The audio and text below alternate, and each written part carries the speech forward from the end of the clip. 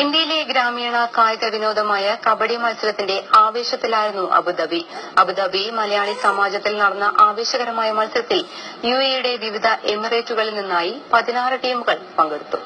അടവും ചുവടും പിഴയ്ക്കാതെ ആവേശകരമായ കബഡി മത്സരം. പ്രായവ്യത്യാസമില്ലാതെ നിരവധി താരങ്ങളാണ് മത്സരത്തിൽ അണിനിരന്നത്. കബഡി ഉരുവിട്ട് കളിക്കുകയും രക്ഷപ്പെട്ട സ്വന്തം കളത്തിൽ എത്താൻ ശ്രമിക്കുന്നതും എതിർ ടീം കൂട്ടത്തോടെ പുറത്തേക്ക് വീണ പിടിച്ചടക്കിയതുമെല്ലാം ആവേശത്തോടെയാണ് കാണികൾ കണ്ടത്.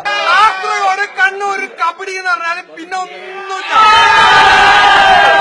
കണ്ണൂരും കാസർഗോഡ് നല്ല നല്ല ടീമുണ്ട്. കലാബുദാബിയും ബ്ലാക്ക് ആൻഡ് വൈറ്റ് കല്ലൂരാവിയും സംയുക്തമായി നടത്തിയ യുഎഇ തല കബഡി ടൂർണമെന്റിൽ ന്യൂമാർക്ക് മാംഗ്ലൂരാണ് ചാമ്പ്യന്മാരായത്.